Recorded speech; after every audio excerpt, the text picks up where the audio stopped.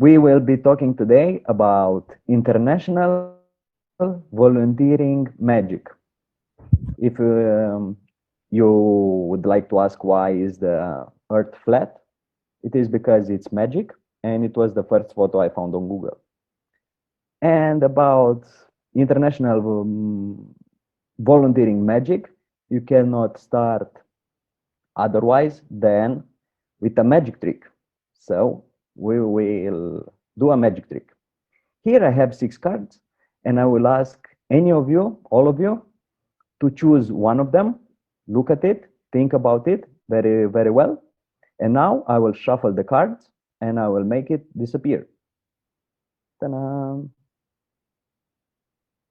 So as you can see, it disappeared because it is magic. Wow.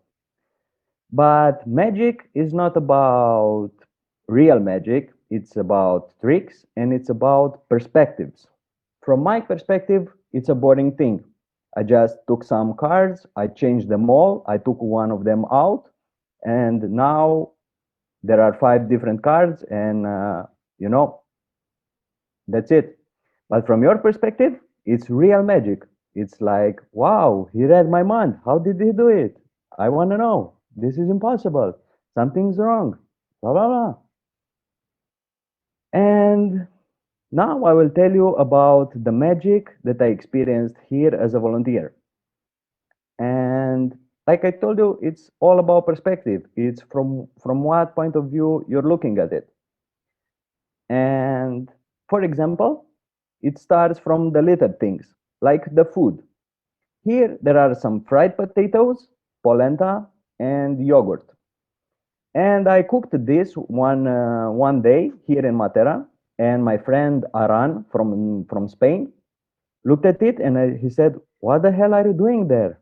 Fried potatoes with yogurt and polenta. Yogurt is for breakfast. I only eat yogurt for breakfast."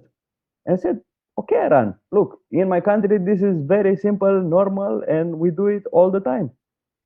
Try it. Come to look at it from my perspective." He tried it and he loved it. He said, "Wow, this is great. This is amazing. I cooked." He made me cook it several times, and it starts from this little stuff, like food. But then it goes to work, to professional part of the life.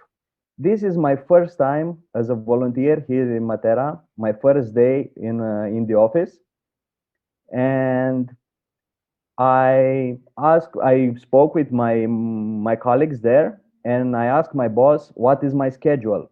What are my working hours? And he told me my working hours, and also told me that I have a 3 hours break in the middle of the day. A 3 hours break, a lunch break. And I said, "What do you mean 3 hours lunch break? Like, do I have lunch for 3 hours?" And he said, "Yeah, it's like this here." He did it for all his life, and this was so simple, normal, and obvious for him. But for me, it was mind blowing. It was magic. A 3 hours break. I can go home, I can eat, I can sleep a little bit, I can do something else, I can recover, get some energy, drink a coffee, and then go back to work. It was magic. Then, here in this photo, you see this girl right here near me. She is Aileen, and she is from Catalonia. And we started to talk about politics. And she explained me the situation with Catalonia and Spain, and how they speak a different language there, and they are another region. And we had very deep discussions about it, and I was very impressed about it. And I was like, wow, I didn't know any of this. For her it was normal. She lived all her life there. That was her life and everything. But from my perspective, this was magic. On the other side of me, on the other side of the table, is Elliot, that you already met, and he is from Belgium. And he told me that we in Belgium have 6 governments. But he said it like, we have 6 governments in Belgium. And I like was, what you said? 6 governments? And how does that work? And it works by magic. It's something else. From my perspective, was unbelievable. How do you do that with six governments, a country with six governments?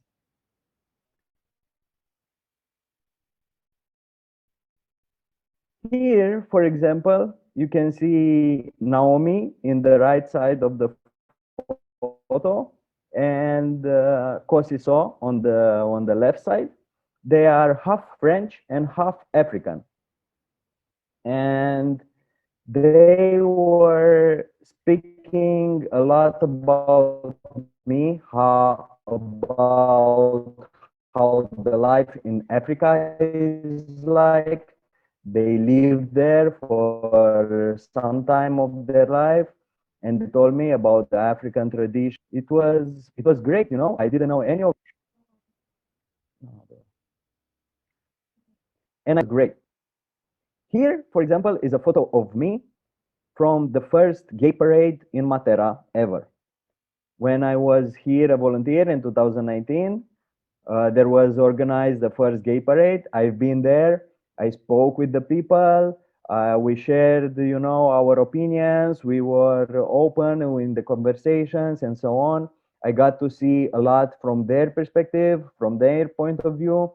I understand a lot of things that I didn't before, and I got to get a new way of seeing a lot of people, of speaking with them, and so on. It was a great experience. For me, felt like magic. This is the only photo that I have of me and a Turkish guy, one of that I met in Rome. His name was Maric, and he asked me. We started to speak about different stuff, and at some point we arrived at religion. And he was from Turkey, he was Muslim, and he asked me, "Are you Christian?" And I said, "Yes." "And do you do that thing of confessing, of going to a priest, to another person, and telling him his your sins and everything that you did and so on?" And I said, "Yes, it's normal. I do that 2 times a year, or even more when I was little. It's a normal thing for us Christians to do this." And he was like amazed. They're like, "Wow, I can't believe that I meet a real person that does this. I thought that this was only in the movies. I never met somebody that goes to church and tells his sins to another person." Mind blowing. For him, this experience was magic, but for me, it was something normal that I always did.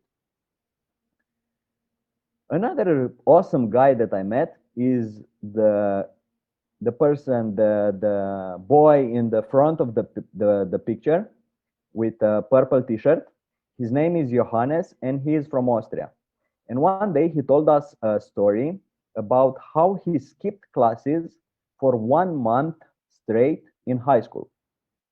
And I was like, "What? You didn't go at all 1 month in high school?" And he said, "No." I said, "You were you sick, or what happened? You had to do something else, or you just, I don't know, you were a rebel going to bars, doing other stuff?"